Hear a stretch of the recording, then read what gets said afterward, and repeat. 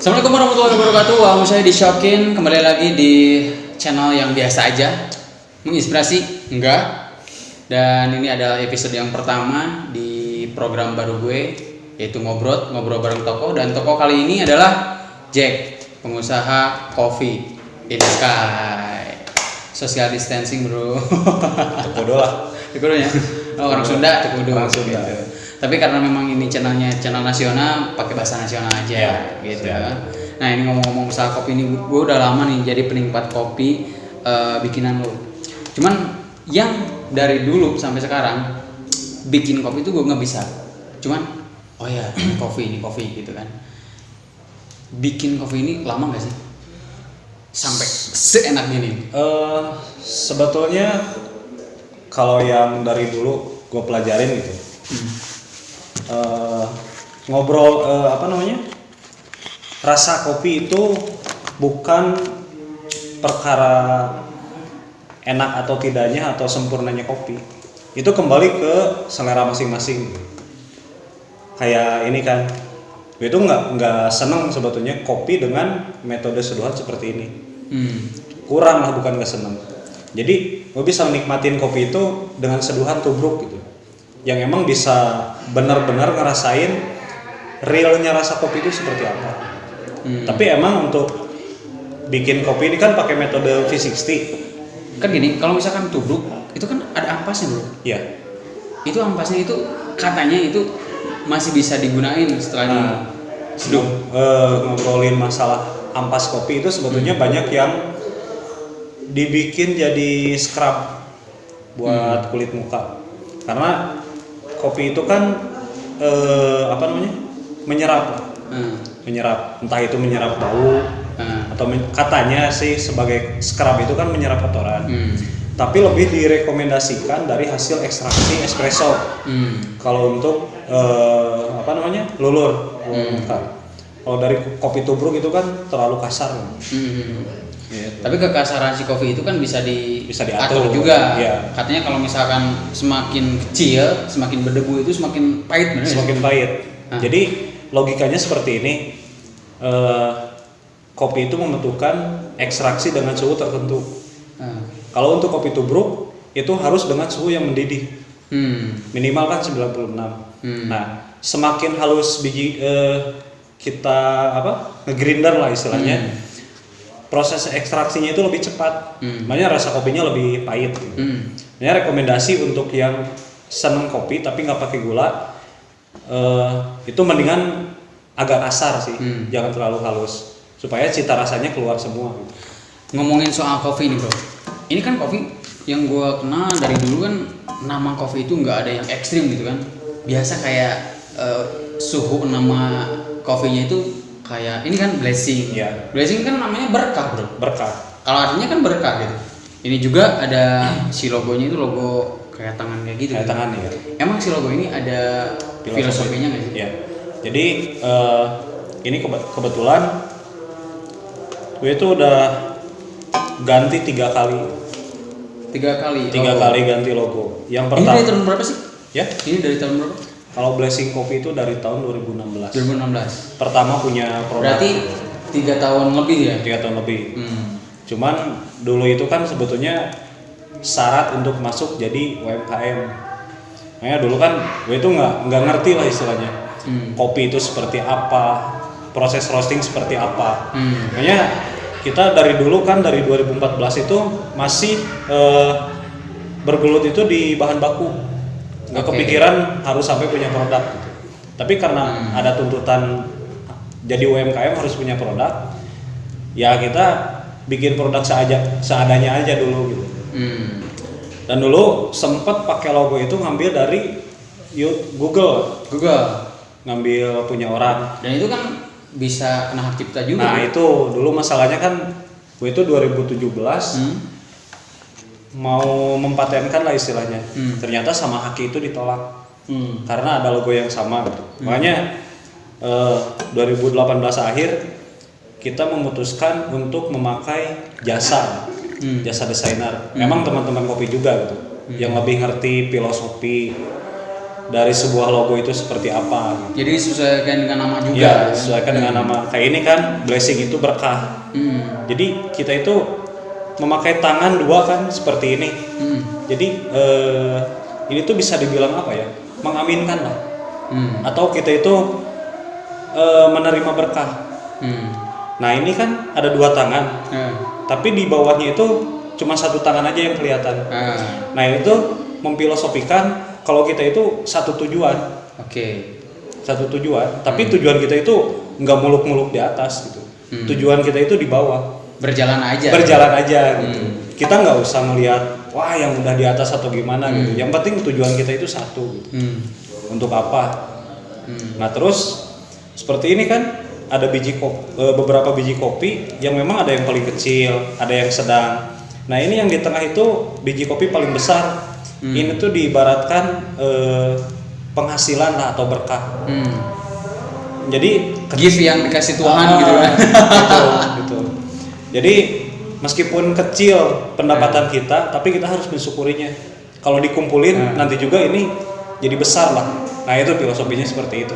Luar biasa nih men. Terus ini ada satu lagi sih yang memang jarang-jarang disorot lah. Ini kan ada jari-jarinya ini terpisah kan, yang 6 jari ini. Kita itu memfilosofikan kalau ini tuh sebuah hambatan gitu. Kalau misalkan gue itu punya tim, nah yang 4 jari ini yang nyatu sama lengan itu tuh tim inti. Ya, yang 6 ini kita tuh mengibaratkan partner gitu. Tidak semuanya berjalan mulus gitu.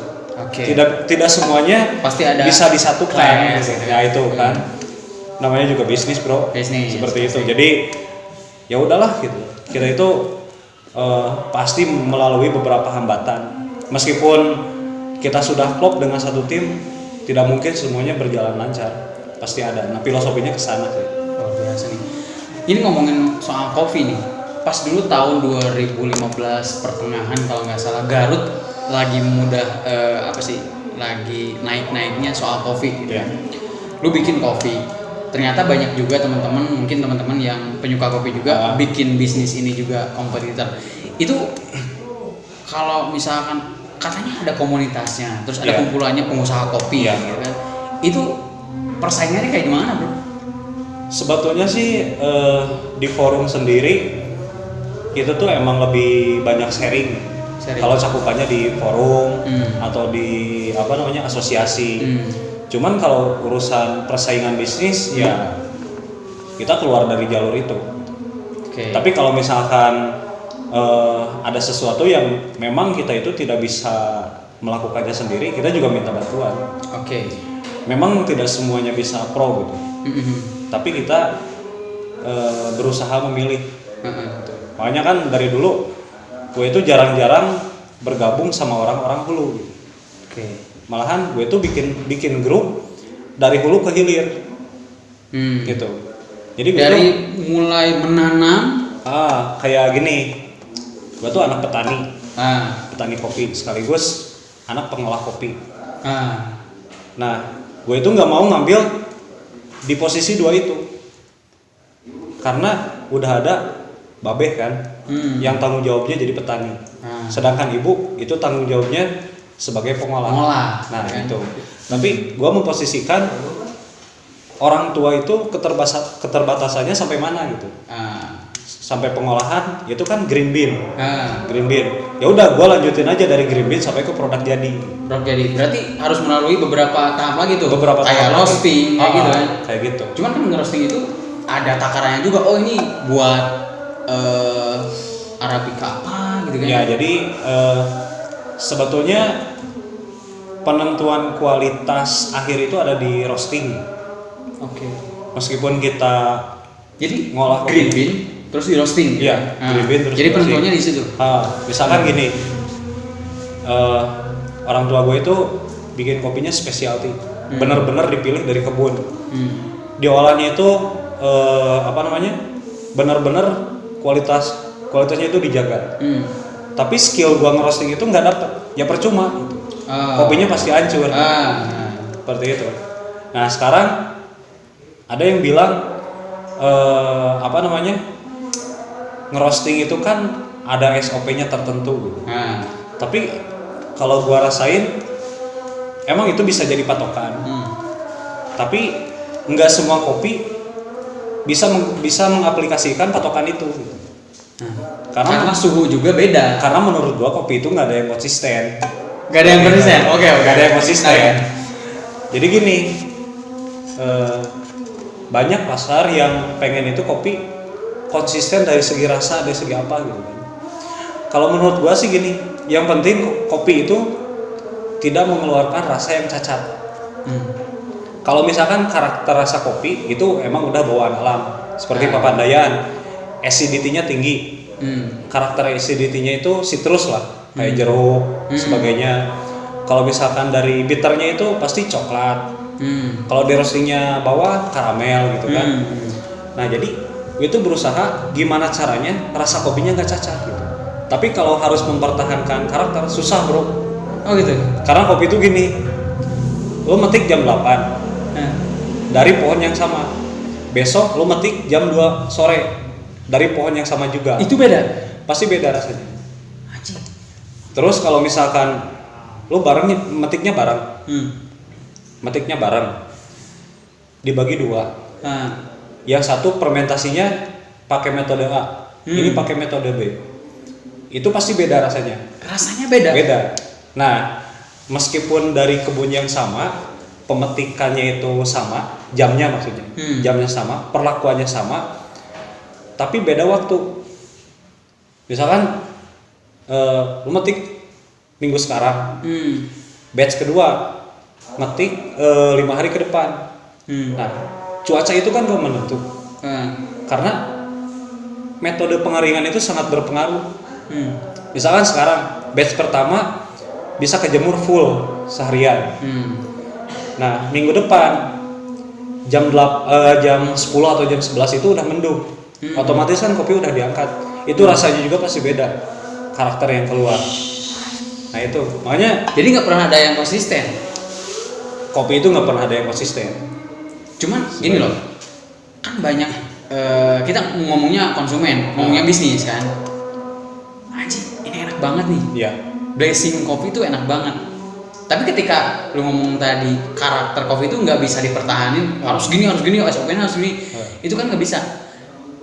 Si orang yang mungkin katakanlah awam tentang kopi gitu kan, termasuk gua, kok rasanya gini gitu. Pernah nggak sih ya kayak gitu? Sebetulnya sering sih. Bahkan ya itu makanya tadi gua bilang kopi itu susah untuk dicari konsistensinya.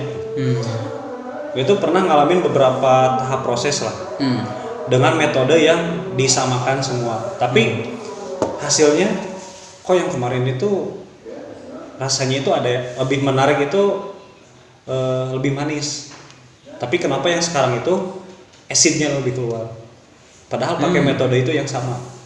Nah makanya kan dari sana gue itu mulai ngeluarin asumsi yang penting kopi ini rasanya nggak cacat gitu. Nah, maksudnya cacat di sini gimana? Kalau gua pesen di satu kedai misalnya, asalkan kopinya pahit, itu kopi banget kalau menurut gue, gitu kan. Tapi kalau misalkan si yang bikin, lu kan bisa disebutin barista lah ya, di kopi itu kan barista. Itu yang cacat tuh kayak gimana? Jadi sebetulnya kriteria cacat itu dari awal sampai akhir. Dari awal sampai akhir. Kalau misalkan secara pengolahan itu kriteria cacatnya emang banyak gitu. Kayak kopi kena hama, atau misalkan ada petik hijau gitu. Kayak kita penjemuran di bawahnya itu tanah. Nah itu pasti kopinya itu ada bau tanah gitu. Karena kopi itu menyerap bau. Makanya kan kita itu bikin standar jemur kopi di bawah itu di pakai floor gitu. Ya, di floor dulu. Nah, itu juga nggak langsung. Kita itu pakai alas, mau pakai terpal. Atau lebih bagusnya itu pakai para-para lah, setengah meter atau bisa setengah meter. Tinggi dong. Ya tinggi. Tapi yang kita pakai itu 1 meter sih semua. Untuk lebih istilahnya sirkulasi udara juga lebih enak gitu maksudnya. Itu pakai sinar matahari langsung. sorry gini bro, sorry juga buat teman-teman yang mungkin saat ini bisnis kopi juga.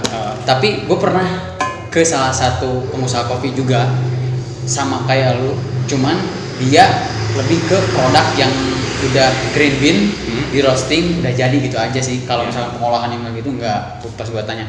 Cuman pas waktu si penjemuran itu nggak pakai matahari tapi pakai open. Nah open yang kayak emang luar biasa lah kalau menurut gua itu udah canggih lah ya. Canggih. Itu rasanya karakternya beda lagi. Nah sebetulnya kopi itu butuh proses alami ya. Gitu. Gue ngeibaratnya gini aja. Ayam lah. Ayam kampung sama ayam pedaging gitu. Ayam pedaging kan emang cepat gede. Dia tuh karena dikasih hangatnya itu kan dari alat. Itu lo coba aja rasain gitu, rasanya gimana. Beda nah, sih. Kopi juga gitu. Ada yang namanya itu kan resting, istirahat. Kalau gua bikin specialty kopi, pasti ngejemurnya itu 3 jam per hari. 3 jam angkat di istilahnya kering angin lah. Sisanya itu. Nah, tapi yang pakai open juga sebetulnya nggak salah. Itu peruntukannya untuk ngejar produksi banyak. Tapi secara karakter emang banyak yang kebunuh. Soalnya kan nggak alami. Jangankan pakai open, pakai sinar matahari aja kalau terlalu cepat, sebetulnya kerasa itu agak beda. Makanya tadi istilahnya gitu lah, jemur bayi lah. Gitu. Kalau rasanya pengen maksimal. Jadi harus bertahap juga gitu. Emang banyak yang pakai open tapi kebutuhannya itu untuk ekspor, yang memang kuantitasnya juga ya istilahnya puluhan ton lah. Ngejar banyak juga. Ngejar waktu itu kan sebagian dari menekan kos produksi. Tapi kalau misalkan kopinya dibikin buat espresso atau misalkan es kopi susu, buat gue nggak jadi masalah gitu. Karena espresso, es kopi susu itu nggak butuh karakter kayak buat disik-sik kayak gini kan. Gitu. Ini kan karena pakai campuran kayak susu kayak gitu. Kalau ini kan coklat kan kayak gitu ya. Enaknya itu acidnya dapat, manisnya dapat. Kalau pahit itu tergantung selera. Kalau gua nggak senang terlalu pahit. Lebih senang keluar kopi itu acid. Seperti itu. Nah itu kan bisa diulik di penyeduhan. Sedangkan kalau pakai open, karakter seperti itu pasti hilang gitu. Bukan hilang, maksudnya susah gitu kan. Bikinnya susah. Gitu. Susah. Nah kalau buat espresso itu kan cuma butuh bitter, cuma butuh gurih gitu kan. Itu pasti masih bisa. Seperti itu. Jadi tergantung peruntukannya ke depannya buat apa gitu. Berarti si kopi itu punya nilai seni yang nakal banget gitu kan. Bahkan menurut gue kopi itu misterius gitu. Jadi sebelum kita bikin kopi, makanya kan kita itu butuh target pasar terlebih dahulu. Pasar kita seperti apa gitu. Kalau misalkan pasar kita emang buat standar espresso, kita itu nggak usah terlalu muluk-muluk dengan SOP premium atau specialty gitu. Kecuali emang pembelinya itu sanggup. Sanggup. Soalnya gini, kita pakai SOP-nya itu specialty atau premium lah ya. Dengan tujuan mengeluarkan acid, mengeluarkan sweet. Tapi yang namanya espresso pasti di roastingnya medium to dark. Kalau roastingnya medium to dark, pasti itu udah ngebunuh acid sama sweet. Dia itu cuma butuh bitter gitu. Tapi bitternya juga yang gimana gitu. Nah kembali lagi ke masalah cacat kayak seperti tadi kan. Tadi yang emang udah kelewat. Di samping cacat dari pengolahan, dari penyeduhan juga ada gitu. Jadi cara nyeduhnya juga ada tekniknya. Makanya kan barista itu butuh skill, butuh sekolah, butuh mulik lah istilahnya. Sama kayak ngerosting kan. Salah suhu rasanya beda. Kayak gua kan tadi ini, kopi itu karakternya udah body yang keluar. Tapi gua pengen bikin kopi ini agak smooth gitu. Agak low. Gak terlalu pahit juga. Nah, gue itu nurunin suhu. Yang biasanya gue pakai suhu itu 89. Tadi gue pakai 82. Nah, itu kan trik untuk memanipulasi rasa. Jadi sebetulnya cacat kopi itu bisa dari segala aspek. Kopinya itu udah diolah specialty, nggak ada yang cacat. Pas nyeduh kita salah, kopi itu jadi cacat bro. Di situ tingkat Kayak cacatnya. Gitu. Terus kayak espresso kan, meskipun kita itu simpel tinggal mencet mesin, tapi kalau kita tidak bisa kalibrasi, itu gagal juga. Tujuannya kalibrasi itu kan untuk mencari karakter espresso itu sendiri gitu. Nah kayak gua kan nyuplai ke satu kedai, gue itu cuma ngambil kopi dari daerah Pangauban, tapi tiap batch atau tiap hari lah pasti ada kalibrasi ulang mesin. Itu tujuannya supaya mengkonsistensikan rasa. Kan kalau espresso harus ya pahit udah umum lah. Espresso itu pahit, gurih harus ada, acidnya itu harus kurang, harus slow. Acidnya justru harus slow gitu. Harus slow kalau buat espresso. Terus kita itu kadang nyari manis di akhir, harus ada manis. Kadang ada yang nggak ngerti cara kalibrasi, rasa espressonya itu kecut, gitu. Rasa espressonya kecut. Nah itu sebetulnya udah jadi cacat. Atau misalkan bikin espresso kita tuh terlalu over sampai kak pahitnya itu nempel gitu nggak mau hilang. Nah itu cacat juga gitu. Makanya misteriusnya kopi di sana gitu. Berarti si barista itu perlu bener-bener ilmu yang emang lu udah jadi barista nih. Iya, nah itu. Lu berapa tahun nih jadi barista? Belajarnya sih gua bukan barista sih, tukang nyeduh kopi biasa. Wih. Jadi ini udah sukses bro. Gue itu dari dulu cuman gimana caranya gue itu nguasain basic aja gitu. Nah tujuannya gue nguasain basic itu gue kembaliin ke teknik pengolahan gitu. Kalau gue udah tahu basic penyeduhan kopi seperti apa, itu tuh berpengaruh ke cara gue ngolah kopi, cara gue ngerosting kopi. Setuju bro. Gitu. Kayak gue dulu. Gue kan punya band nih, gitaris juga, pernah nyanyi juga. Sekarang udah enggak sih. Jadi udah sukses. Alhamdulillah. Jadi gini, gue basicnya aja dulu. Jadi dasarnya aja dulu. Ketika tadi di kopi pengolahannya yang benar-benar kita ulik, gitu. Yeah. Gue juga itu lakuin gitu. Dan itu setuju banget bro. Tapi ngomong gini, di barista kan nggak cukup waktu dengan sebentar gitu kan. Cara bikin kopi yang enak tuh kayak gimana. Jadi bukan si barista itu bukan hanya sekedar gue suka nih, gue hobi nih bikin kopi, nyeduh kopi. Tapi jadi PR juga buat orang yang nggak suka tapi suka dengan kopi yang kita bikin gitu. Gimana bro? Sebetulnya sih barista itu harus jago juga ngasih sugesti sih ke pelanggan.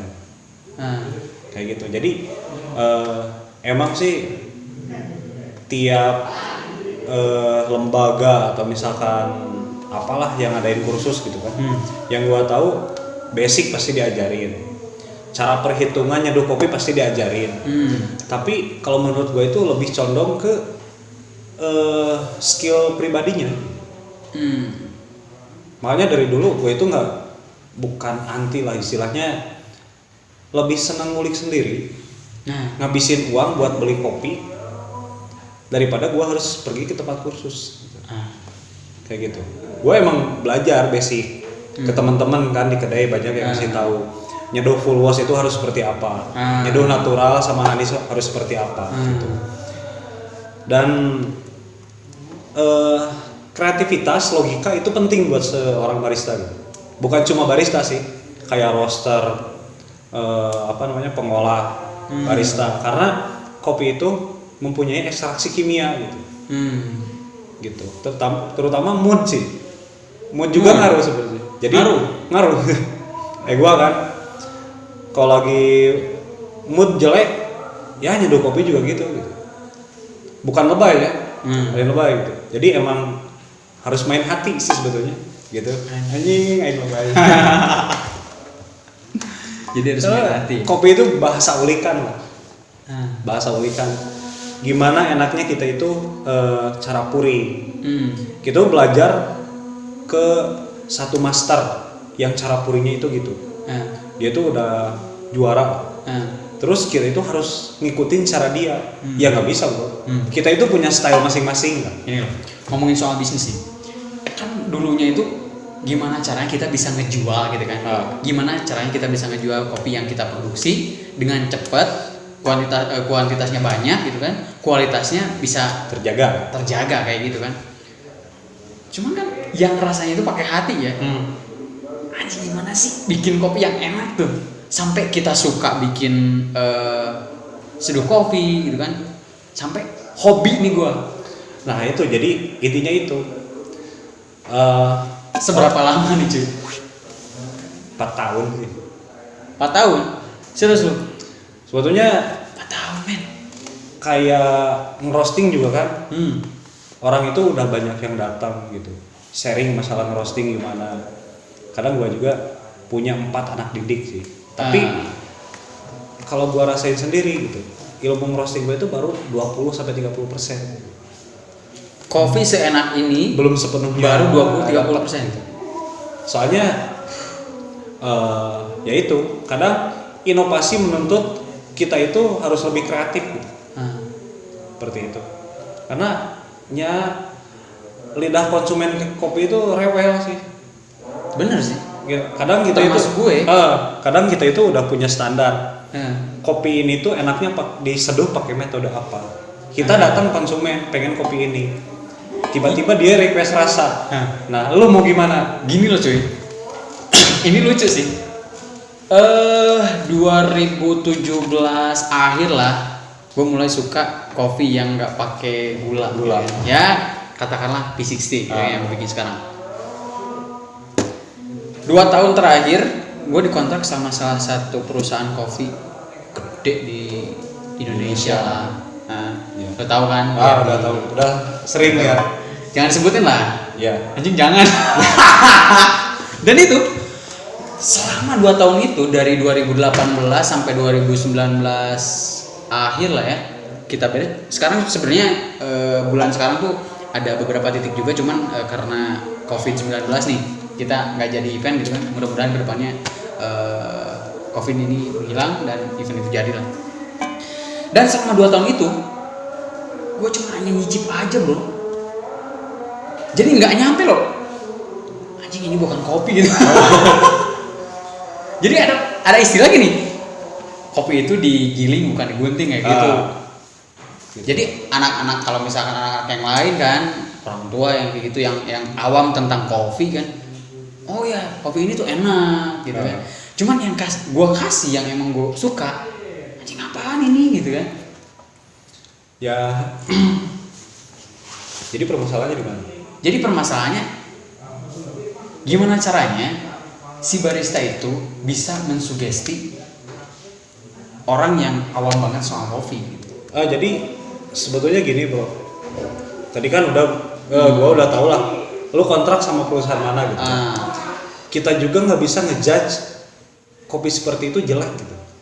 Kembali lagi ke selera kita itu ada di mana gitu.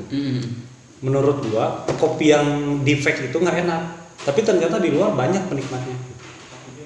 Itu banyak faktor, apakah dari segi harga, mereka nggak bisa beli dengan harga yang mahal misalnya. Terus balik lagi, karena emang kalau kita terlalu menjelekkan brand tertentu, apalagi yang udah gede, kalau pasti kehilangan pekerjaan. Pasti. Nah itu kan, jadi ya udah nikmati aja gitu. Lo itu nggak bisa nikmatin kopi itu, tapi lo itu dapat kehidupan dari perusahaan itu gitu. Iya sih. Itu kayak barista juga kan nggak boleh sebetulnya ngejudge, wah ini kopinya defect, jelek, gak enak gitu. Nggak boleh kan, kita balikin lagi ke konsumen. Nah ini ada cerita lucu. Gue itu sama keluarga ngolah kopi dari hulu ke hilir. Adik gue masih senang kopi botol dari perusahaan tertentu. Gitu. Gue nggak bisa maksa gitu. Karena itu seleranya gitu. Gue udah bikinin kopi susu yang ini nih kopi bener gitu ya. Gue udah bikinin kopi susu yang emang udah standar gue lah. Yang lain udah bilang enak. Pas gue kasih, nggak suka. Tetap dia beli ke Indomart gitu. Gue nggak ngelarang, gitu. Ya udah, lu seleranya di sana minum aja gitu. Cuman kan ngasih edukasi juga butuh gitu. Ngasih edukasi juga butuh. Gue nyaranin kalau beli produk seperti itu jangan terlalu banyak karena banyak zat kimia yang terkandung gitu. Oke, kalau ini kan alami kan? Ya, jadi gue itu sebetulnya bukan nyalahin kopinya. Gue nyalahinnya itu zat tambahannya. Kayak pengawet. Gitu. Kayak sekarang kopi siap saji, cappuccino, mochaccino yang kayak gitu. Yang bahaya bukan kopinya gitu. Meskipun gue tahu itu kopinya kopi defect. Seperti itu. Yang bikin bahaya itu kayak gulanya aja kan. Gue tahu itu bukan gula tebu asli lah. Gula biang kan. Lu tahu gula biang itu yang dipakai buat obat. Gak nyaman lah di mulut. Ditambah pengawetnya itu. Nah gini, kopi nih ya. Kopi itu kan emang beberapa karakter beda-beda rasa juga. Yang gue tahu kan kopi ini ada yang pahit, ada juga yang asam nih bro. Ini yang asam kok ada gitu. Jadi karakter Arabica itu emang asam. Jadi kopi itu sebetulnya ada 4 jenis kan. Ada 4 jenis Arabica, Robusta, Liberica, sama Excelsa. Nah, yang umum di Indonesia itu cuma 2, Arabica, Robusta. Yang memang secara rasa juga banyak orang yang suka gitu. Yang senang kopi pahit pasti Robusta. Yang senang kopi yang rasanya itu aneh-aneh gitu kan, pasti ke Arabica. Gitu. Kayak gitu. Jadi dimanapun ditanamnya kopi Arabica itu pasti mengandung rasa asam. Ada ya asam? Ada gitu. Kayak ini sih kopi Papandayan kan, Pangauban. Ini tuh termasuk yang asamnya itu tinggi gitu. Kopi Papandayan. Beda dengan kopi dari Cikuray. Karakternya itu lebih menonjol ke body. Jadi rasa kopinya itu kalau di mulut lebih tebal, pahitnya lebih keluar. Kayak daerah-daerah Wanaraja kesana lah. Itu kan sebetulnya kayak gitu ya. Itu karakter acidnya itu kurang muncul gitu. Tapi mereka punya karakter masing-masing gitu. Mereka karakter yang menonjolnya itu di mana? Gitu. Seperti itu. Makanya kan gue itu sering nanya gitu. Gue itu nggak terlalu senang kopi yang pahit.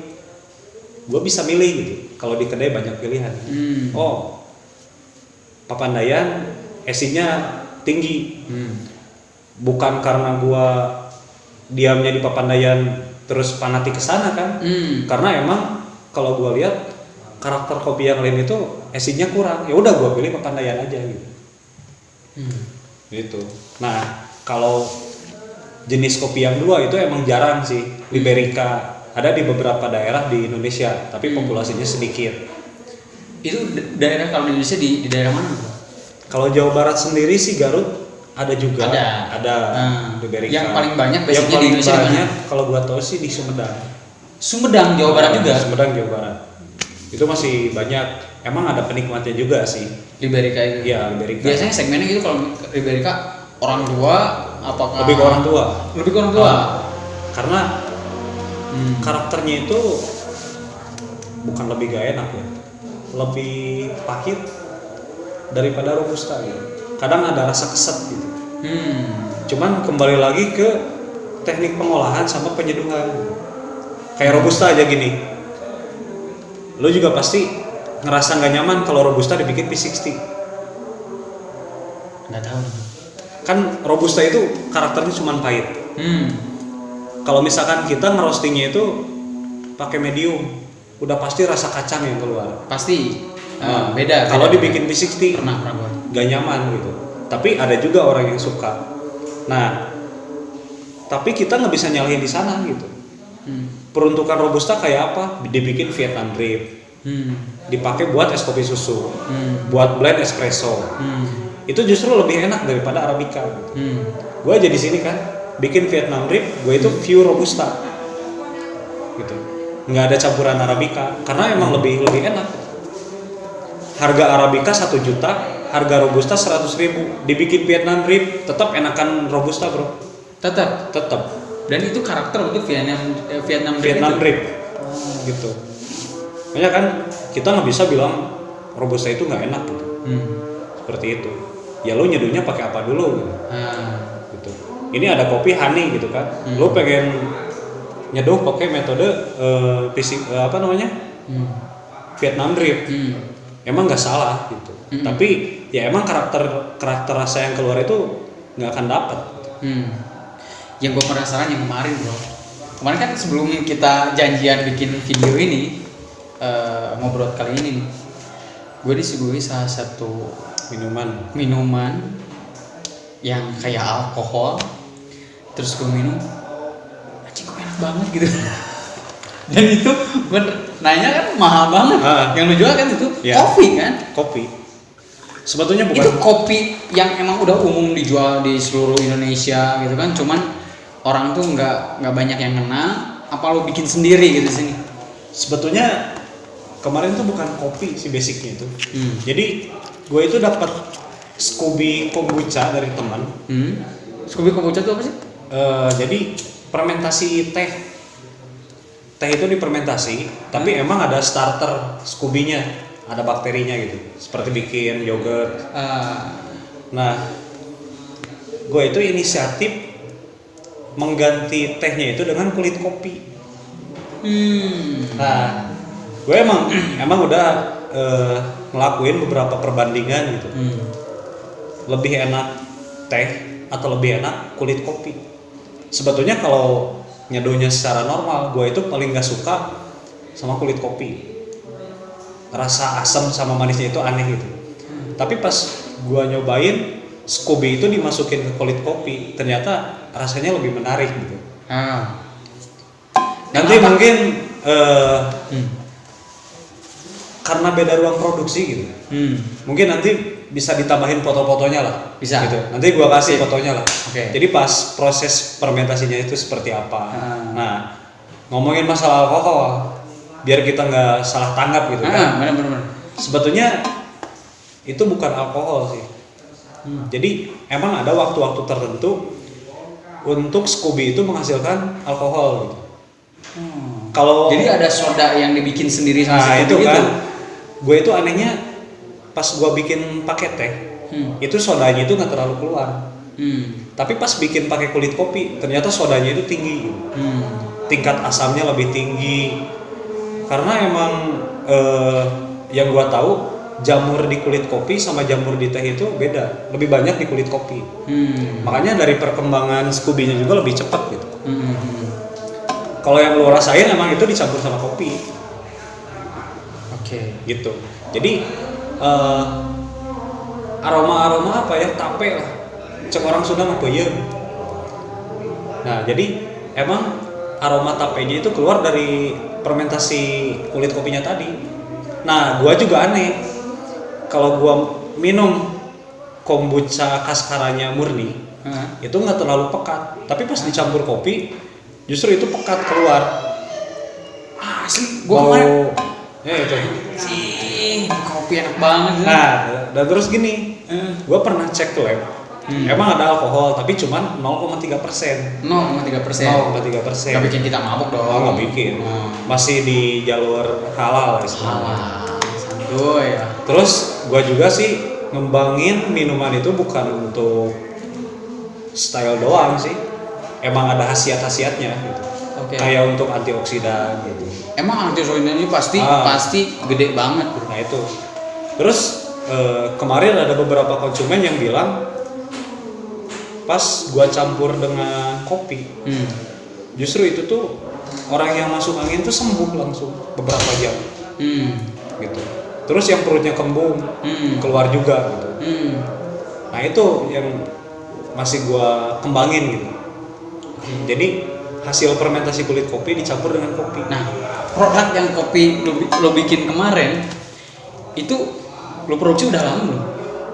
Baru 3 mingguan lah. 3 mingguan. Dan lo pengen kayak gimana lagi? Udah enak itu. Ya, pengennya sih bisa dijual gitu. Tapi kan udah nilainya kan. Ya sebetulnya kita masih ke tahap pengembangan sih. Oke. Kalau misalkan urusannya dengan fermentasi, gue itu nggak berani langsung ngambil market. Gue itu pasti nyari lab yang terpercaya. Gitu. Gue itu nguji dulu kombucha murninya itu kandungannya seperti apa. Setelah dicampur kopi, kandungannya, khasiatnya, atau misalkan efek sampingnya seperti apa. Ini yang gue suka. Kalau misalkan udah keluar, baru gue produksi. Edukasi nih bro. Itu. Edukasi jadi, nih. Meskipun banyak yang suka, tapi gue nggak berani ngeluarin market terlalu jauh gitu. Oke. Jadi emang orang-orang yang demen doang gitu. Makanya kemarin kan ada 4 liter gitu kan. Tiba-tiba jarak 3 hari lu kesini tinggal sedikit lagi gitu. Beneran. Karena tadi gue lihat. Daripada kopi gitu. Orang-orang yang kesini tuh jadi Kang yang kemarin kopinya enak gitu. Itu tuh gua sakit perut katanya, jadi lancar pencernaan. Atau gua masuk angin, tiba-tiba sendawa terus gitu. Jadi sembuh gitu. Tapi gini loh bro, bukannya iklan, sorry nih. Kemarin gua kan segelas setengah kalau nggak salah ya. Itu minum segelas setengah. Emang agak asem sih ya.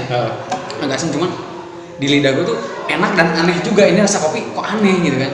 Nah, tidur nyenyak bro. Sumpah ini tidur nyenyak loh. Nah, itu produk asli Blessing. Nah justru itu kan kenapa gue nggak berani ngambil market gitu. Kayak lo kan, gue jadi nyenyak tidur gitu. Pasti lo tanya alasannya, sedangkan gue nggak bisa jawab. Gitu. Gue cuma bisa senyum gitu. Produk aing eta gitu. Tapi kan alasannya nggak logis gitu. Makanya gue itu butuh hasil lab itu supaya bisa ngejawab pertanyaan-pertanyaan seperti itu. Oke. Yang pastinya ya kalau udah suka alhamdulillah sih. Itu kan bisa jadi nilai plus buat market gua nanti. Ini ngomongin market nih. Market yang kemarin gue cicipi juga. Kan ini segmennya dulu, segmennya sekarang tuh lu yang suka aja dulu, yang demen aja dulu kan. Ini 1 liternya berapa nih bro? Kalau yang kemarin sih, gue jujur ya 1 liternya itu gue jual 200 gitu. 200.000? Emang gue ngambilnya itu kalangan menengah ke atas sih. Gini loh, kalau lu pengen kopi yang bener-bener enak, gue cobain kopi Blessing. Yang kemarin gue cobain, hasil Bang Jack nih ya. Dan itu harganya cuma 200.000 aja, 1 liter. Lu minum 1 sloki aja, anjing. Enak, nojos men. Nojos asli. Tapi nggak mabok, nggak mabok. Sumpah nggak. Jadi gue juga jujur sih. Tadinya itu kan sehari habis kopi itu sampai 8 gelas, minimal 5 gelas. Sebelum bulan puasa, malah gue itu bikin setengah liter gitu. Setengah liter kopi yang tadi kan. Ya udah itu aja yang dikonsumsi gitu.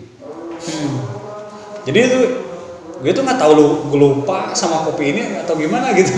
Jadi lebih demen kesana sih. Yang aneh kan sekarang gitu. Gitu. Tapi gini, ngomongin masalah kopi nih, banyak banget sebetulnya.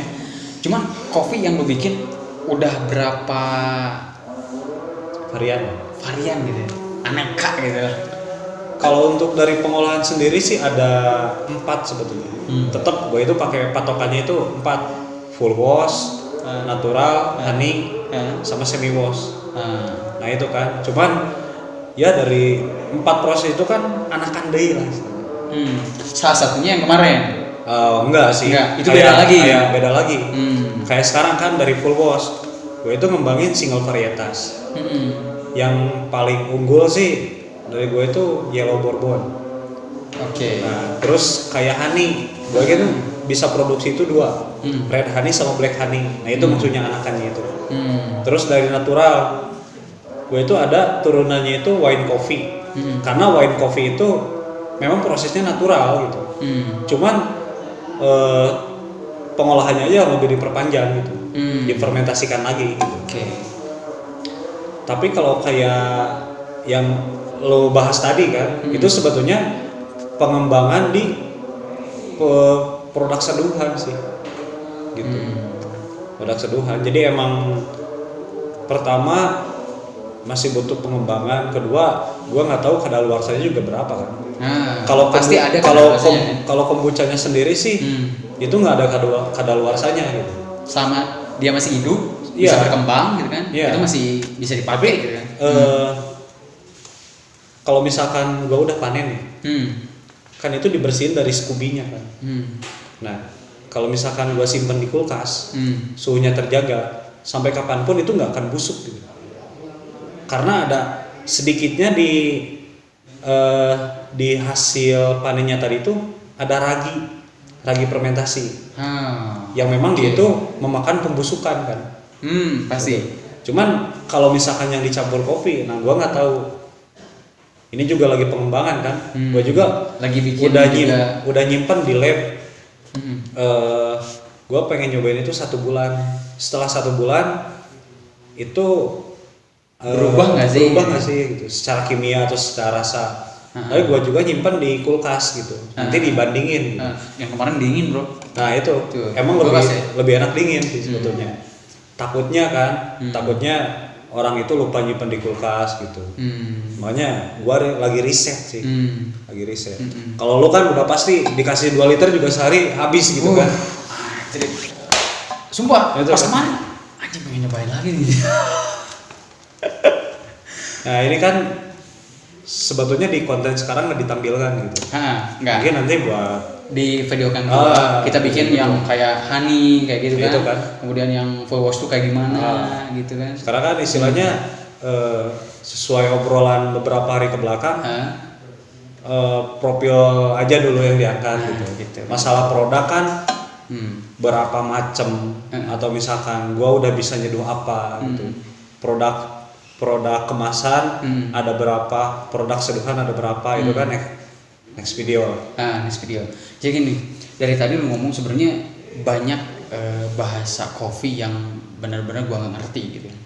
Cuman pengetahuan lu tentang kopi kalau menurut gua udah tinggi lah ya. Meskipun lu ngomong tadi baru di roasting aja baru 30% 20% lah ya. Kalau menurut gua udah anjing orang gitu kan. Ini pernah nggak lu ngerasa anjing udahlah stop di sini aja gitu? Pernah nggak sih kayak gitu selama 4 tahun ini? Enggak sih. Enggak. Pengen terus nyoba Pengen terus nyoba. Karena kenapa bisa gitu? ya itu kan. Selain dari karakter kita sebagai fighter gitu.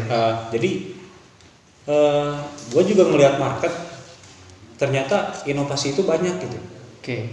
Kayak dulu kan lagi boomingnya kopi luwak. Benar. Semua orang Suka pasti punya gitu. kopi luwak. Pernah gue. Sampai pelanggan juga nggak memperdulikan itu halal atau enggak gitu. Yang penting ini lagi booming kopi luwak. Udah gitu ada kopi lanang. Ternyata tahun kemarin ada wine coffee. Booming juga kan. Makanya kalau misalkan gua punya titik stuck ya itu salah gitu. Gue itu harus benar-benar berusaha ke depannya itu dapat inovasi yang baru gitu. Jadi nge-upgrade terus gitu. Upgrade terus. Meskipun gue itu udah punya SOP dari cara pengolahan. Tapi itu nggak jadi patokan gitu. Siapa tahu kan ke depannya SOP ini udah nggak berlaku gitu. Oke. Inovasinya kemana gitu. Kayak sekarang kan banyak yang bikin kopi specialty, tapi realitanya kalah dengan kopi susu. Yang akhirnya gue itu harus balik lagi memperbanyak produksi kopi yang emang buat espresso, atau ngambilnya robusta gitu, yang memang itu enak buat kopi susu gitu. Nah di sana kan istilahnya usaha kopi itu kayak supir lah, gitu beda kendaraan belajar lagi. Kan di kopi itu beda tahun beda lagi inovasi, beda tahun beda lagi inovasi gitu. Kayak ngerosting juga kan, gue tuh udah nguasain beberapa teknik roasting. Ternyata gue kenal sama roaster yang baru, ada trik yang baru lagi, ya gue belajar lagi gitu. Orang lain juga ada yang nggak tahu, ada di kita, mereka belajar ya gitu kita, kan gitu. Kayak gue itu punya anak didik gitu. Oke. Kalau gue sih lebih senang pakai logika gitu. Pakai logika. Jadi apa ya, bukan kopi tergantung gue gitu, tapi gue tergantung kopi pengennya kayak gimana gitu. kayak roasting juga kan kayak gitu. Kalau misalkan gua udah punya patokan, disamaratakan standarnya untuk semua kopi, ya pasti ada karakter yang sama gitu. Sedangkan kopi itu punya karakter masing-masing gitu. Makanya kan kalau gua ngerosting, gua itu butuh story pengolahannya seperti apa, dipetiknya misalkan dari mana, di restingnya berapa lama. Nah itu kan berpengaruh ke trik ngerosting gitu. Seperti itu. Itu yang jadi PR sih sebetulnya. Nah gue bingung juga sih kalau ngerasa jago gitu kan. Kalau misalkan dibilang jago, ya paling gue itu ngasih pengalaman yang udah gue dapetin. Ini. Padahal di belakang itu gue Ngomongin itu masih pengalaman belajar bro. gitu. Ngomongin pengalaman. Dulu kan lu pernah jadi juara barista gitu kan? Kalau barista enggak sih. Barista enggak? Enggak. Itu juara apa tuh dulu? Kalau dulu itu di cupping test uji cita rasa kopi gitu. Oke. Nah, Lu itu. dapat juara? Dulu itu sempet juara 2, juara 1. Tahun berapa tuh? 2016 kalau nggak salah. Itu baru-baru lu mulai? Sebetulnya kan gue belajar ngolah itu dari 2014. Oh. Belajar ngolah kopi, tapi ngolahnya itu di area hulu gitu. Dinanem terus pakai sampai ke Enggak, green jadi bean. cara ngolah gimana? Ya sampai green bean gitu. Karena uji cita rasa kopi itu kan kita nggak ngasih produk jadi gitu. Kita ngasihnya itu bahan baku yang memang mereka itu udah punya standar roastery masing-masing. Kebetulan dulu itu sempat gua bawa iseng-iseng ke Morning Glory. Ya alhamdulillah kopi gua itu dapat secara cita rasa gitu, dapat juara 2. Terus dulu itu pernah dibawa ke Puslit Koka gitu. Nah kalau di sana sih nggak ada juara 1, 2, 3. Tapi yang pasti gua itu dapat skor itu 84,75 gitu. Yang emang udah lebih dari standar specialty gitu. Padahal secara proses gua itu nggak mau proses specialty gitu. Sebetulnya kalau misalkan event-event kayak gitu tuh, si cita rasa ini dinilainya dari segi apa nih bro? Banyak sih kriteria, kayak dari tingkat cacat gitu kan, bahan bakunya itu ditilai gitu. Dari fisik seperti apa, terus ada defect berapa persen, itu kan penilaian awal. Udah gitu kan di roasting, udah hasil roasting itu kelihatan ada defect berapa persen lagi. Seperti itu. Nah, masuk lagi ke rasa. Di rasa itu kan emang banyak kriteria. Kayak sweetness. Itu kan ada penilaiannya masing-masing. Kayak sweetness, acidity, body, sama bitter. Itu. Nah, terus ada keseragaman rasa. Seperti itu. Kopi kita itu diseduh minimal 3 gelas gitu. Nah dari 3 gelas itu stabil nggak semuanya gitu. Nah itu jadi penilaian seperti itu.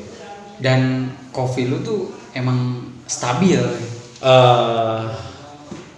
Kalau dari 3 penilaian itu sih emang stabil sih.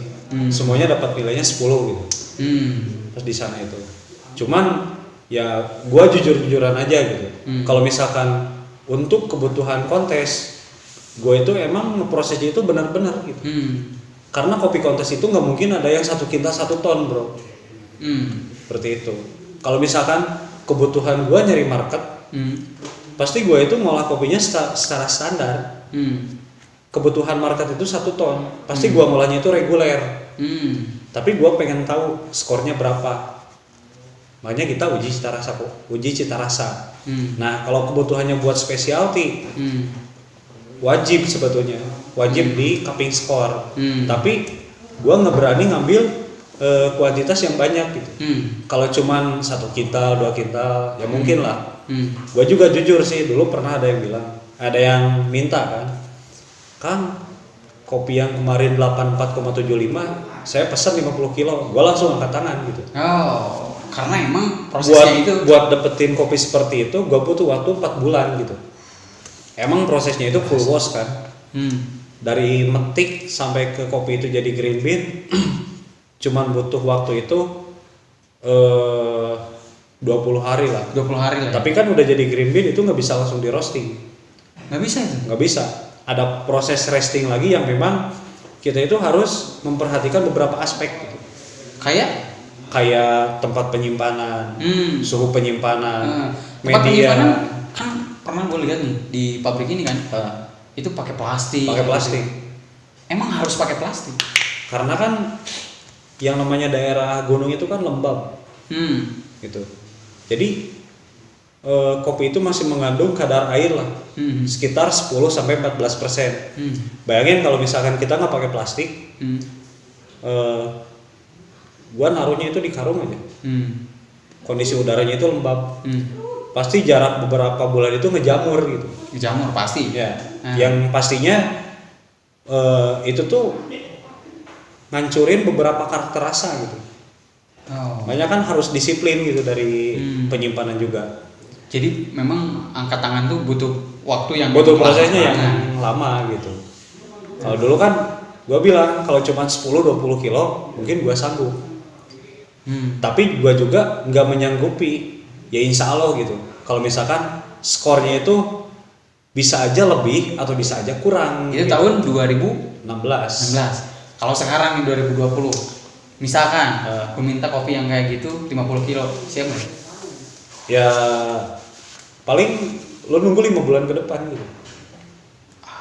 Gitu. Tapi 50 kilo juga lo nggak bisa ngambil sekaligus. Gua cuma bisa nyanggupinnya itu satu batch-nya itu paling 20-25 kilo. Jadi ditermin gitu kan? Kayak gitu. Biasa. Nih omset nih, ngomongin omset ini. Bisnis. Omset nih. Jangan ngomongin rupiah nih men ya. Jadi per bulan itu yang keluarin kopi yang kayak gini lah. Kopi yang ini kan lanang nih bro. Misalkan kayak gini. Lu keluarin berapa kilo nih men? Total aja ya. Total semuanya. Karena gue itu kan ngambil semua market. Oke. Mau yang dari low grade gitu. Mau market yang kopi bubuk ataupun buat kafe-kafe kan. Kalau totalnya sih semua hampir 3-5 kintal per bulan. Anjing, pantesan gitu. Kaya nih orang. Kaya sih enggak. Soalnya kan makanya gue itu paling gak suka terlalu idealis. Orang itu terlalu idealis. Kalau misalkan bikin specialty kopi harus ke kafe. Kalau di apa namanya dijual bubuk itu kan percuma gitu. Makanya gua itu ngambil semua aspek gitu. Karena gua ngambil pengolahan dari hulu ke hilir, pasti gua itu punya kopi defect. Nah, gue itu nyari celah gimana caranya defect ini gua jual dalam produk jadi juga. Tapi cuman harganya emang beda. Harganya emang lebih murah. Tapi ya emang gua juga ngambilnya pasar bawah. Seperti itu kan. Mudah-mudahan ini membantu nih bro. Ini kan ukurannya 1/4 kilo ya? 150 ml kalau itu. 150 gram. Oh, jadi kurang dari 250 gram ya? 150 gram. Ini 150 gram satu pack kayak gini tuh berapa sih harganya? Kalau untuk honey sih ini harganya 65. 65.000. Murah. Per 150 gram. Kalau honey nih. Murah relatif sih. Kan ada 4 nih. Honey. Kalau natural. Kalau natural sih 75.000. 75.000. Terus full wash 50. Lanang juga sama 75.000. Kenapa nih full wash jadi yang termurah nih? Karena full wash itu kan juga tergantung grade sih. Kan ada reguler, premium, specialty kan. Ada asalan juga. Nah, yang 50.000 itu yang emang grade-nya itu reguler gitu. Tapi kalau misalkan kayak dulu kan gua jadi dapat juara gitu kan. Skornya itu emang di atas 80. Harga full wash itu bisa ngalahin harga natural justru. Natural sekarang 75. Gua jual yang full wash justru 100.000 gitu. Sorry nih. Gua pas pernah beli di salah satu kedai di Kota Garut juga sih sebenarnya. Ini yang ukuran 250 gram itu gua sampai beli 110.000. Satu pack gini. Prosesnya apa? Nggak tahu sih kalau prosesnya gimana gitu kan. Cuman yang gue tahu kalau kopi itu pahit ya itu enak. Kalau gue tahu kayak gitu. Jadi bukan sebagai penikmat kopi yang emang kopi beneran gitu. Jadi gini, masalahnya dan pertanyaannya adalah kalau misalkan gitu kan, kalau misalkan jual yang kayak gitu 150 gram itu dengan harga yang emang 65.000, 75.000, kompetitor lu pasti ngambek dong bro. Ya jadi kalau gue ngejual kopi logis aja sih sebetulnya. Kalau orang itu terlalu idealis dengan gue itu bikin kopinya capek. Tapi ya gue sebetulnya gini, yang capek itu sebetulnya siapa gitu. Karena banyak yang punya mesin roasting tapi dia itu nggak ngolah gitu. Dia itu cuman beli kopinya dari orang, dia roasting sendiri. Nah banyak faktor sebetulnya kenapa kopinya mahal. Kayak mesin roastingnya itu yang emang harganya itu ratusan juta gitu.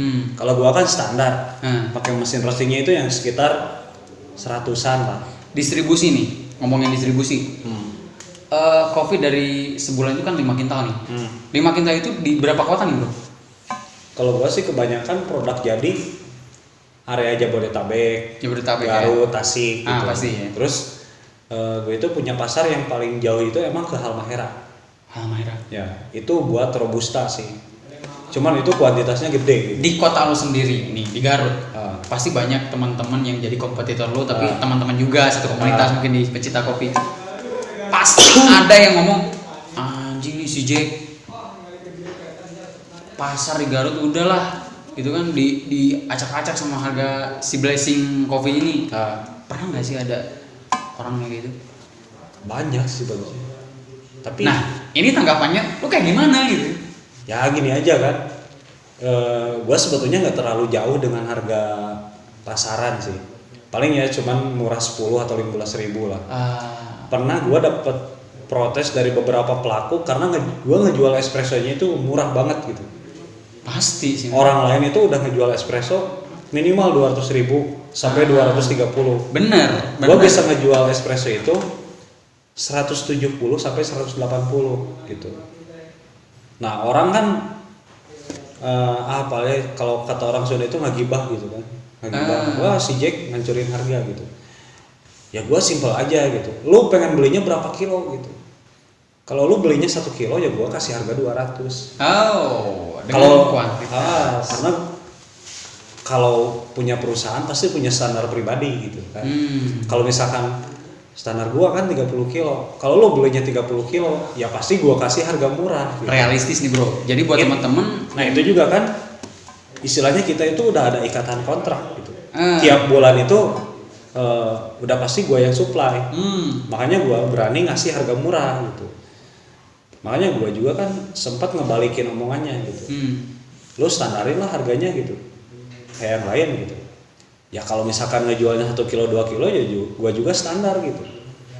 Lo pengen beli kopi harga segitu ya lo belinya berapa kilo gitu. 30 kilo 40 kilo gitu. Makanya kan sebetulnya gua nggak terlalu fokus ngejual di Garut sih. Karena emang pelaku dari hulu ke hilir itu kan banyak banget kalau ditambah lagi kan yang ikut ngerosting ke gua juga kan banyak. Nah terus pas gua tanya marketnya di mana gitu, ternyata dia itu udah ngincer kedai ini gitu. Nah bukannya gua nggak mau gitu masukin ke kedai itu. Cuman kasihan juga kan teman-teman kasihan juga gitu, kasihan. Makanya udahlah bagi-bagi. Toh gua juga dapat keuntungan dari mereka ikut ngerosting ke sini kan, kayak gitu. Gua sebetulnya seneng sih. Kayak gua kan tanya, lu beli kopi dari mana? Enggak malah dari kebun sendiri. Jadi kebanggaan dong. Gitu. Gak usah dijual ke orang dalam bentuk mentah gitu. Mereka berusaha ngolah sampai akhir meskipun ngerostingnya ke orang gitu kan. Tapi mereka punya kemauan ini tuh dari kebun gua sendiri gitu. Makanya gua itu nggak terlalu berani ngambil market di Garut gitu. Udahlah biarin mereka aja gitu. Yang pengen sama-sama berkembang istilahnya gitu. Keren. Jadi saling mendukung juga sama saling mendukung pembisnis kopi. Iya. Karena kalau misalkan market ya bukan istilahnya bukan mengucilkan gitu. Marketnya yang kecil, mereka juga bisa handle gitu. Kalau gua terlalu ikut campur turun ke market, rudet istilahnya gitu kan. Rudet. Kadang kita itu bisa bertengkar gara-gara kopi 1 kilo 2 kilo gitu. Gitu. Kalau gue ikhlasnya ya emang gue juga dapat keuntungan kan dari hasil roastery gitu. Kadang nyamannya itu kan mereka jauh-jauh datang ke Pangauban, enaknya itu bisa diajak sharing lah. Nah itu juga kan salah satu alasan gue bikin kedai di rumah gitu. Orang kan banyak yang bilang terlalu berani gitu. Pangauban itu daerah pelosok, lu bikin kedai gitu ya. Siapa yang mau nongkrong gitu kan? Ya emang tujuan gue itu bukan buat nyari uang bikin kedai gitu. Gue itu pengen orang-orang yang datang ke sini kan kebanyakan orang-orang kopi. Jadi bikin mereka lebih nyaman gitu. Kalau gue kan biasanya dari dulu nyuguhin kopi tubruk lagi kan. Kadang ada temen gue yang emang nggak suka tubruk. Kalau udah kayak gini kan, ya udah lu pilih sendiri kopinya yang mana. Lu seduh sendiri kopinya gitu kan. Terus buat nongkrong juga lebih enak gitu. Yang paling penting gue itu melengkapi di area edukasi gitu. Karena jujur dari dulu trik marketing gue itu bukan ngeluarin harga gitu, tapi dengan edukasi gitu. Kopi itu seperti apa seperti itu kan. Karena orang itu meskipun dia nggak suka kopi, tapi dia itu akan terpacu dengan penasaran karena ngedengerin gue itu presentasi masalah pengolahan gitu. Capeknya ngolah gimana, pusingnya ngerosting gimana, ribetnya nyeduh gimana. Jadi orang itu bener nggak sih kopi itu kayak gitu. Udahlah beli, nyobain di rumah. Nah itu kan. Jadi gue itu paling anti misalkan kayak gini. Oh belilah kopi gue enak nih, 100.000. Gue paling anti sebetulnya kayak gitu. Mendingan ngeluarin edukasi aja gitu kan. Kayak lo kan dulu sempat bilang, gue aneh kan. Ini biasanya megang gitar, sekarang megang pacul gitu kan. Lu kan bilang pengen belajar ngerawat kebun kopi kan. Terus lo itu metik sendiri. Nah tujuan edukasi gue itu seperti itu gitu. Dan orang tuh emang terpengaruhinya itu lama gitu. Di samping lu kan ngerasain kopi itu enak, tapi cuma di gelas gitu. Iya sih. Tapi karena banyak ngobrol sama gue tentang pengolahan, lo juga kan pengen ikut terjun sendiri. Meskipun lo itu nggak niat jualan gitu, tapi cuman pengen tahu kan. Sebenarnya nggak cuman pengen tahu juga sih, karena emang sedikit ada kebun yang ditanamin kopi. Tadinya pengen ada satu gimana sih caranya bisa jadi nilai rupiah kan tadinya. Cuman gue emang ditakdirin mungkin ya, jadi pecinta kopi aja kayak gitu. Cuman harus tahu juga sih. Harus tahu juga untuk pengolahannya kayak gimana, cara ngurusnya kayak gimana gitu. Ya kan istilahnya kalau lo kan kebunnya luas gitu kan, apa salahnya ningkatin nilai jual gitu.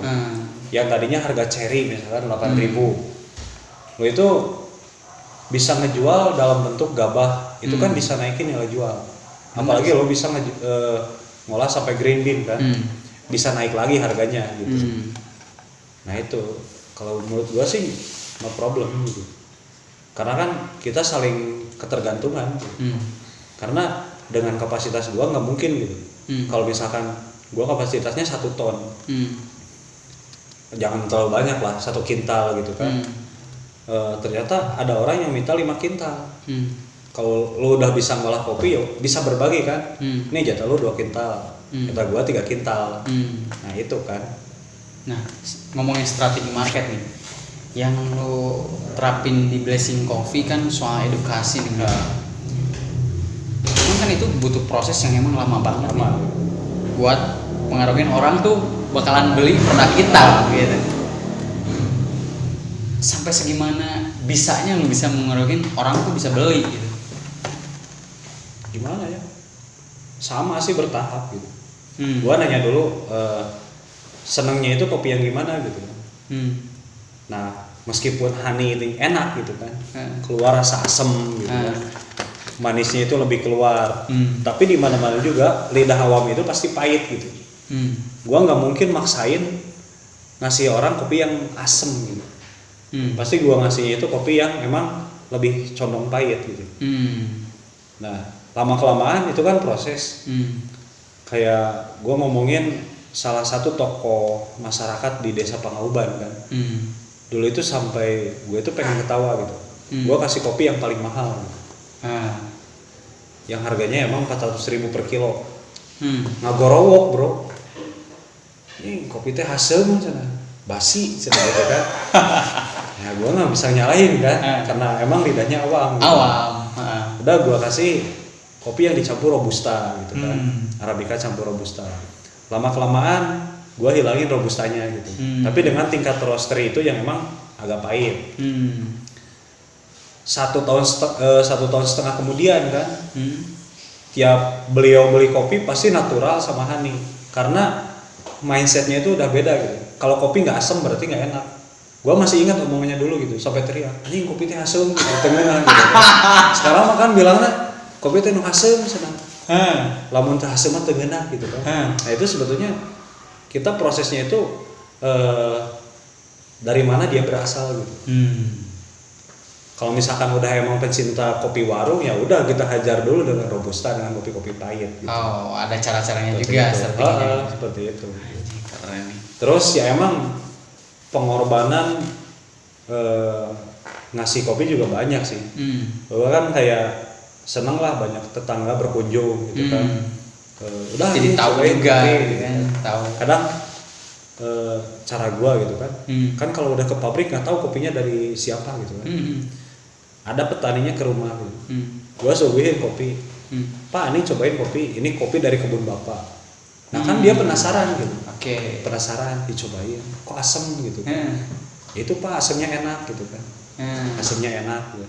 Lama-lama kan tertarik juga kan. Padahal yang gua seduh itu kan nggak tahu dari kebunnya siapa gitu. Jadi di mix aja. Emang sih banyak yang gini. Minta kopi buat 1 gelas, minta kopi buat 1 gelas. Ya kalau menurut gua sih nggak masalah gitu. Yang penting gua ngerubah pola pikirnya dulu gitu. Jadi petani itu jangan cuman capek di kebun aja gitu. Jadi mereka juga harus ngerasain nih hasilnya gini. Karena lama-lama juga kan kalau udah kecanduan pasti beli sih. Pasti. Ini kan kalau misalkan kita lihat yang suka nongkrong di kedai kopi nih ya, banyak alat-alat yang memang keren gitu kan, modern banget. Itu menunjang nggak sih ke produksi kopi yang kita bikin gitu? Pasti sangat menunjang gitu. Karena emang alat yang mahal kualitasnya juga kan nggak abal-abal gitu.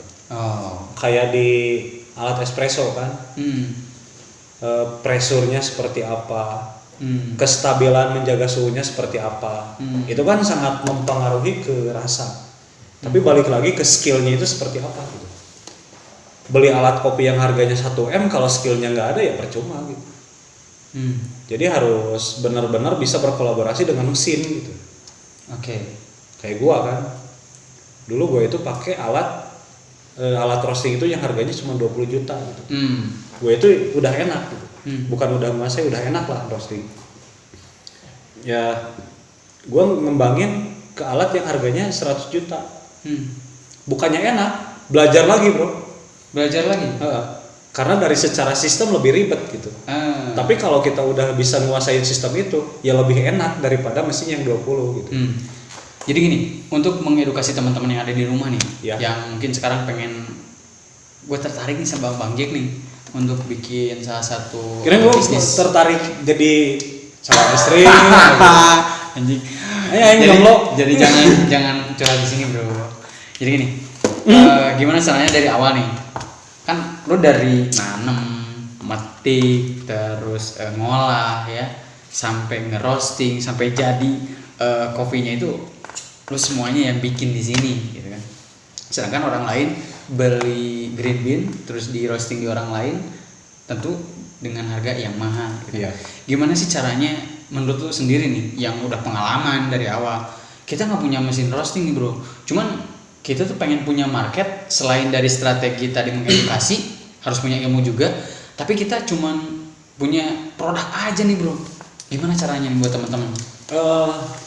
Enggak, trik seperti itu juga nggak salah sih.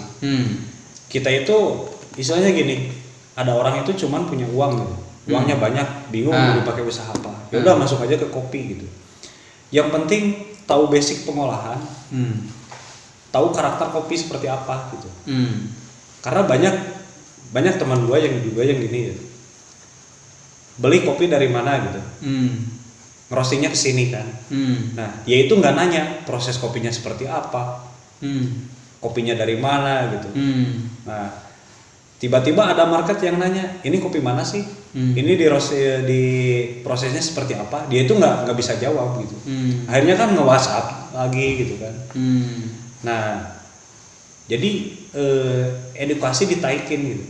Meskipun kita nggak punya fasilitas buat ngolah gitu, tapi fasilitas otak kita itu harus mumpuni gitu. Seenggaknya kita itu nyari informasi dari orang yang ngejual gitu. Tentang story pengolahnya seperti apa. Terus udah di roasting, lebih baik kita itu punya teman nih di kedai. Kita itu nguji cita rasa kopi lah, iseng-iseng gitu, supaya kita tahu karakternya. Oh yang kemarin gua beli itu karakternya seperti ini gitu. Jadi pas kita ngejual kita bisa mempertanggungjawabkannya gitu. Jadi teka tinggalin bodoh-bodoh deh gitu. Kalau kita misalkan, ya ini produk kopinya udah banyak, gitu, udah banyak gitu. Tapi kita nggak bisa ngejawab pertanyaan konsumen, gitu. Anjing reseller gitu kan. Benar. Pasti kan gitu. Sakit hatinya kan balik lagi ke orangnya gitu. Pasti. Jadi kalau misalkan ngomongin kopi, ngomongin reseller, hina men. Bener nggak sih? Nggak hina juga sih. Karena gue juga butuh reseller gitu. Betul. Jadi gue itu nguasain di area pengolahan, pengadaan bahan baku. Trik marketing gue buat nyari market yang lebih luas itu masih lemah istilahnya. Gue itu butuh orang yang emang nguasain di area itu gitu kan. Jadi kadang gue itu ngasih nilai lebih gitu. Bahkan penghasilannya itu lebih gede mereka daripada gue gitu. Tapi kan otak mereka itu emang lebih dari gua gitu, yang harus gua hargain gitu. Makanya reseller itu nggak hina bro, nggak hina gitu, karena emang ngebantu kita juga gitu. Ya intinya gitu, kalau misalkan niat pengen usaha kopi, kita itu nggak punya fasilitas, kita nggak punya basic, kita cuma bisa beli bahan baku. Yang penting kita itu tahu proses pengolahannya seperti apa. Itu yang terpenting. Karakter rasa yang keluarnya seperti apa. Udah menurut gua cukup sih. Karena seiring perkembangan waktu nanti juga paham lah seperti apa gitu. Di Instagram banyak banget Instagram dari kedai kopi. Terus ada dua kedai kopi yang emang ternama di Garut. Yang follow Instagram gue. Dan dia tuh kalau diposting anjing menarik banget men. Itu Instagramable banget gitu kan. Cuman pas gue kesana bukannya nggak enak sih, cuman nyampe ke lidah gue tuh cuman oh ya ini kopi gitu, nggak sampai ya yang ceritain tadi. Ini enak banget nih, nggak sampai gitu. Nah ini kesalahannya di mana nih bro? Nggak sampai, apakah di barista, apakah di kopinya, apakah di pengolahannya nih? Kalau menurut gua sih Instagram itu cuman promosi, mempercantik penampilan aja sih. Nggak ada hubungannya dengan rasa gitu. Iya. Gue lihat di Blazing jarang posting juga sih. Ya udah, gue bikin penasarannya. Emang sih gue itu dulu itu termasuk orang yang anti sosial media gitu. Bener sih, bener. Anti sosial media. Nah dulu sempat jalan karena gue pakai admin gitu. Pakai admin. Kenapa sekarang nggak jalan? Karena emang akun pribadi gue aja nggak jalan gitu. Bukannya gue nggak semangat nyari market gitu. Tapi gue itu lebih senang door to door gitu. Door to door. Tapi tetap yang gue lakuin pas gue datang secara langsung itu lebih ke edukasi gitu. Gue nawarin kopinya seperti itu. Nah kalau masalah yang tadi gitu kan, ya emang tergantung ke baristanya sih. Lebih ngejual image kan kalau di Instagram gitu. Lebih ngejual image. Kadang gue lebih setuju itu kalau di Instagram kita itu lebih menampilkan fasilitas gitu. Jadi kedai ini tuh punya fasilitas seperti apa, wah enak gitu. Meskipun rasa kopinya nggak sesuai harapan, tapi karena emang yang gue lihat itu fasilitasnya gitu, nyaman buat nongkrong gitu kan. Kalau misalkan posting di Instagram, ini kopi kita paling enak di Garut gini gitu. Kenyataannya beda, ya pasti gue kecewa gitu. Meskipun fasilitasnya enak gitu. Benar sih. Seperti itu. Nah kesalahannya di sana sih sebetulnya. Gitu. Ada teman gue juga kan, dia tuh sharing sih. Gue pengen naikin market di Instagram. Ya emang gitu kan, kita mempercantik menu gitu kan, pakai fotografer profesional. Yang emang harus dibikin semenarik mungkin. Tapi gue ngasih saran, percantik fasilitas lu gitu. Itu yang jadi modal promosi. Orang itu akan lebih tertarik karena ngopi itu bukan perkara rasa sih betulnya. Kita itu kayak gua kan, udah pasti selera gua itu buat sekarang kopi susu. Kopi susu. Nah, yang gua cari itu gua bareng sama temen nih yang emang seneng nongkrong. Yang gua cari itu emang kedai kopi yang enak buat nongkrong. Gitu. Kalau misalkan gua pengen kopi yang enak gitu, gua nggak terlalu memperdulikan fasilitasnya seperti apa. Yang gua cari itu, oh itu baristanya udah bener, ngambil kopinya itu yang spesial, meskipun tempat duduknya misalkan di lesehan, tapi gua pasti ngejar itu. Seperti itu. Jadi tergantung selera sih. Jadi kalau untuk rasa nggak usah lah dimasukin ke Instagram gitu. Itu buat mempercantik penampilan aja gitu. Menurut lu pribadi nih, untuk mencari market selain edukasi, seberapa penting sih promosi misalkan Instagram, Facebook, atau ya sekarang kan ada yang berbayar nih, Instagram Ads, Facebook Ads juga gitu. Kalau di era sekarang sih menurut gua itu 50% penting. Seperti itu. Tapi bagaimana cara kita mempromosikan di fasilitas itu juga gitu. Kalau misalkan kita tuh udah bikin foto yang bagus, tapi kita ngasih captionnya salah, image orangnya juga gimana gitu. Gue punya pelanggan yang emang di Instagram itu, dia itu mempostingkan promo, menu-menu baru, pasti dia angkat gitu kan. Nah itu bisa jadi nilai jual yang tinggi sebetulnya kan. Seperti itu. Kita kan nggak usah capek-capek gimana. Jadi ya tergantung kitanya juga sih. Kalau kayak gue kan, gue bikin fotonya itu bagus, tapi gue no caption gitu. Orang kan jadi bingung gitu. Kita mau baca apa gitu kan. Nah kelemahan gue di sana sebetulnya. Secara pribadi nih men, kalau misalkan lu pernah nggak sih kepikiran, gue pengen jadi salah satu legenda kopi di Garut nih misalkan gitu, kayak mohon maaf nih Kang Ebot nih. Anjing Kang Ebot kan udah legend, kopi Ebot legend lah kayak gitu kan. Pernah nggak sih terpikir di benak lo sendiri Coffee Jack gitu ya? Dulu sih pas awal-awal gua belajar kopi pernah sih. Sampai dulu itu gua cita-cita pengen jadi barista. Karena untuk pemikiran awam, barista itu kasta tertinggi di dunia kopi. Tapi setelah gua pelajarin ke lama-kelamaan kan, bukannya barista itu nggak punya peran penting gitu kan, tapi malah gue itu kebalik gitu, yang punya peran yang paling penting itu di area hulu gitu. 100% kualitas kopi itu ada di petani gitu, 100%. Terus gue punya 100% lagi, 60% kualitas kopi itu ditentukan di pengolahan, 30% kualitas kopi ditentukan oleh roastery. Nah, barista bagaimana caranya dia bisa menyampaikan kualitas kopi tersebut ke konsumen. Jadi barista itu cuma kebagian 10% penentuan kualitas kopi gitu. Cuman barista menentukan banget gitu kan? Nggak banget sih sebetulnya.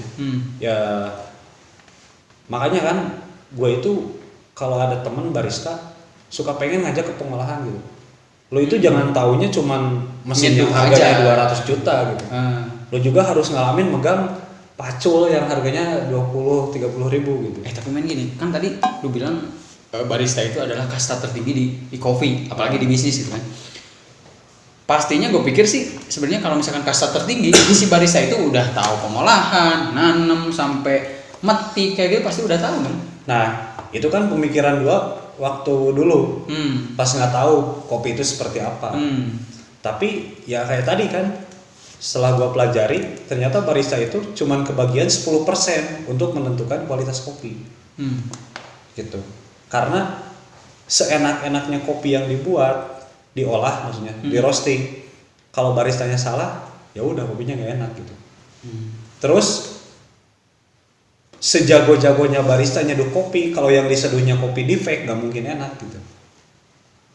Kalau menurut standar aturan gitu. Tapi kan kita nggak boleh ngejudge kopi itu nggak enak gitu. Tergantung lidah masing-masingnya juga. Kalau gitu. ngomongin masalah kopi harus berkesinambungan antara petani sampai ke si barista itu harus benar-benar tahu. Makanya lu pilih dari hulu ke hilir gitu. Makanya kan gua itu bisa ngerti pengennya konsumen seperti apa.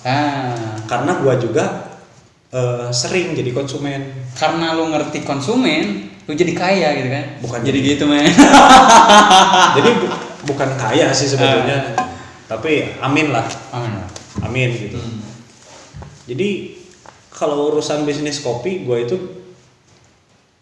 cita-citanya gimana caranya petani kopi gue itu sejahtera gitu. Jadi nanam kopi itu nggak sia-sia gitu. Makanya gue itu terus inovasi gitu kan. Ya tadi kan, gue nggak kaya sih sebetulnya. Amin lah gitu kan. Karena dulu kan beberapa tahun ke belakang sempet petani kopi itu istilahnya namanya pohon kopi itu dibabat lah. Benar sih. Karena emang marketnya itu kurang. Karena jadi kalau dulu gue lihat orang tua sih pernah nanam kopi juga, terus diolah sendiri. Itu kan pakai apa ya, tumbukan ditutup tradisional, terus roastingnya itu pakai kuali kan. Kuali kayak gitu kan. Itu emang dulu udahlah segitu aja gitu. Sekarang kan dikembangin lagi kan. Itu seninya kopi sih di situ. Nakal sih seni. Jadi emang sih ngobrolnya yang barusan emang masih ada yang mempertahankan dengan ketradisionalan alat gitu. Tradisional alat. Tapi kalau melihat market sekarang kan, rasa kopi itu ada beberapa kriteria gitu. Kalau lo ngolahnya specialty, lo nggak mungkin pakai kuali gitu. Tetap harus pakai mesin roasting yang standar lah. Terus skill roasterynya juga emang harus mumpuni kan, gitu. Tapi gini loh, kalau misalkan dulu kan belum tahu nih ilmunya tuh bikin kopi yang enak tuh, terus cita rasa yang beda-beda tuh kayak gini gitu kan. Itu ada peran penting produk gede yang ada di Indonesia sekarang dalam tanda kutip untuk ya udah masyarakat gak usah tahu, jual aja ke gue gitu kan. Ada nggak sih menurut lu kayak gitu? Ada sih sebetulnya. Ada. Perlu nggak sih dibahas di sini? Gak usah lah. Itu kan dapur mereka gitu. Gitu. Kita nggak usah mencampuri dapur orang lain gitu. Yang penting gue itu kalau untuk sekarang kan istilahnya kayak itu tuh di belakang kan, cuan for life gitu. Karena otak gue itu udah maju ke otak bisnis gitu. Harus. Tapi bukan maksud gue mengesampingkan kualitas atau gimana gitu kan. Tapi daripada mikirin orang lain seperti apa, mendingan mikirin kopi gue itu bisa kejual kemana. Sebanyak-banyaknya bisa kejual gitu. Gitu. Karena udah bukan cuman hobi sih. Tapi jujur gitu. Kayak gue kan roasting itu udah nggak dianggap pekerjaan gitu. Itu hobi gue gitu. Biar gue nggak capek gitu. Jadi meskipun sekarang tiba-tiba nih ada yang datang, Jack tolong roasting kopi 100 kilo gitu kan. Kalau misalkan masih nganggap itu pekerjaan pasti kan kaget gini, anjing 100 kilo gitu kan. Tapi kalau udah nganggap itu suatu hobi, ya kita seneng gitu. Karena gue itu udah mikirin, 100 kilo lumayan uangnya gitu kan. Cuan no life gitu kan. Seperti itu sih. Jadi udahlah mendingan ngurusin diri pribadi aja gitu. Sekarang kan ngerosting berapa sih sekilo? 25.000. 25.000 kali 100 kilo 2,5 juta. Iya. Anjing, pantesan kaya namanya. Ya rezeki lah.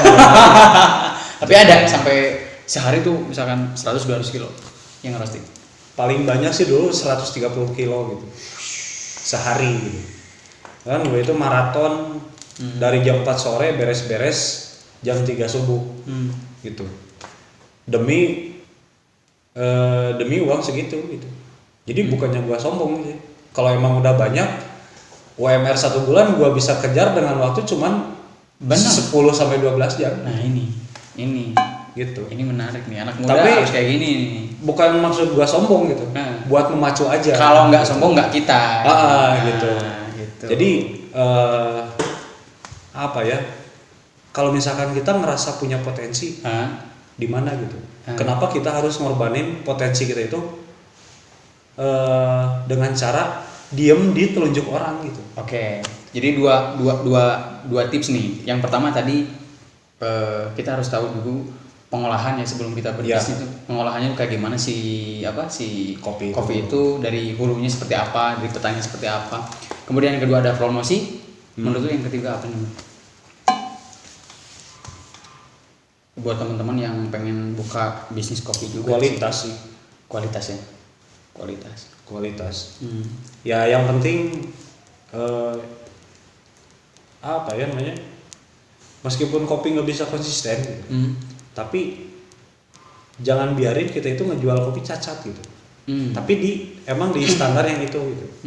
Kita udah punya satu pelanggan yang emang standarnya di 5 gitu. Nah, kita itu gimana caranya harus ngejaga kualitas paling anjlok itu ke 4. Jangan sampai ke 3. Karena kopi itu kalau menurut gue itu bahasa kejujuran gitu. Kalau misalkan kita gak mampu memenuhi keinginan konsumen, mendingan jujur dari awal aja gitu. Kayak gua itu udah pasti ngolah kopi itu dari daerah sendiri gitu. Dengan kapasitas cuman 40 sampai 50 ton. Tiba-tiba ada orang pesan 100 ton. Gak bisa lah ya. Gak bisa. Gua pasti bilang kapasitas gua tuh cuman segini. Kalau 100 ton pasti gua ngambil dari daerah lain.